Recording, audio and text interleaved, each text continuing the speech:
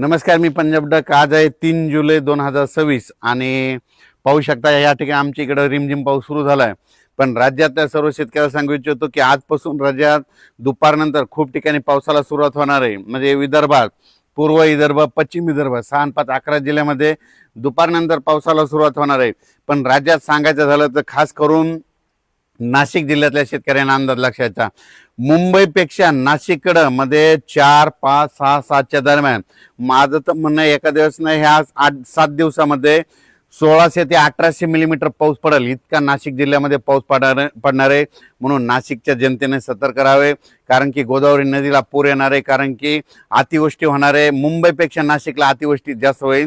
मुंबईला जरी पाऊस कमी झाला पण नाशिककडे जास्त पाऊस पडणार आहे. म्हणून हा अंदाज सर्व शेतकऱ्यांनी लक्षायचा.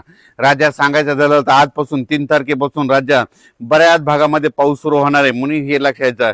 त्याच्यानंतर कोल्हापूरपासून ते इकडं पालघरपर्यंत कोकणपट्टीकडे आज पाऊस सक्रिय होईल आणि त्याच्यामुळे काय होईल, राज्यामध्ये सक्रिय पाऊस सुरू झाल्याच्या नंतर सरी सुरू होणार आहेत. म्हणून हा अंदाज लक्षायचा. खास करून जास्त पाऊस कुठं होणार आहे तर राज्यातल्या सर्व शेतकऱ्याला सांगू इच्छितो की नाशिक जिल्हा, मुंबई जिल्हा, मुंबईमधले संपूर्ण जिल्हे, त्याच्यानंतर सांगायचं झालं तर मग अतिमुसळधार पाऊस कुठं पडणार आहे, मुंबईकडे पडणार आहे. मुंबईपेक्षा जास्त नाशिक जिल्ह्यात पाऊस पडणार आहे. म्हणजे नाशिक जिल्ह्यात जवळपास सरासरीपेक्षा जास्त पाऊस पडणार आहे. नाशिकचे जितके छोटे छोटे तलाव आहेत, पादर तलाव, तिकडे संपूर्ण भरून जातील. म्हणून हा अंदाज सर्व शेतकऱ्यांना लक्षायचा. गोदावरी नदीला देखील पूर येणार आहे.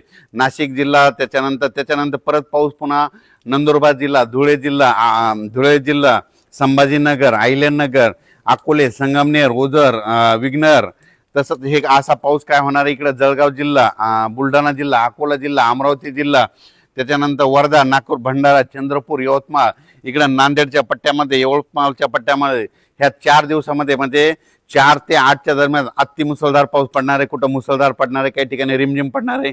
म्हणून हा अंदाज लक्षात येतात. उर्वरित राज्यात मात्र सगळीकडे पाऊस पडणार आहे आणि सर्व शेतकऱ्याची पेरणी होणार आहे.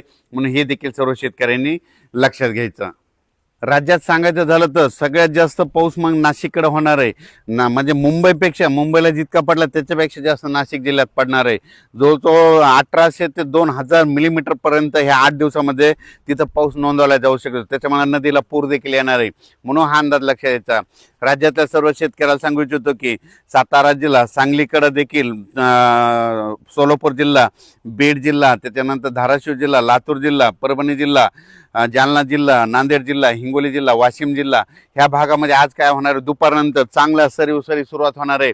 ज्या शेतकऱ्यांची पेरणी नाही झाली ही 8 दिवसामध्ये 8 तारखेपर्यंत पाऊस पडणार आहे, त्या शेतकऱ्याच्या देखील पेरण्या होणार आहे.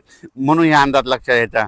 त्याच्यानंतर राज्यात मध्ये उत्तर महाराष्ट्राकडे नंदुरबार, धुळे जिल्ह्यामध्ये तिकडे आतापर्यंत पाऊस पडला नव्हता. रात्री त्याला तिकडे सुरू झाला, पण आज रात्रीपासून जे पाऊस सुरू होईल तर जवळपास तिकडे 10 तारखेपर्यंत, 10 जुलैपर्यंत खूप जोराचा पाऊस पडणार आहे. म्हणून त्यांनी अंदाज लक्षायचा. अतिवृष्टी होणार आहे धुळे जिल्ह्यात, नंदुरबार जिल्ह्यात संपूर्ण तळे भरून जातील. म्हणून हा अंदाज सर्व शेतकऱ्यांनी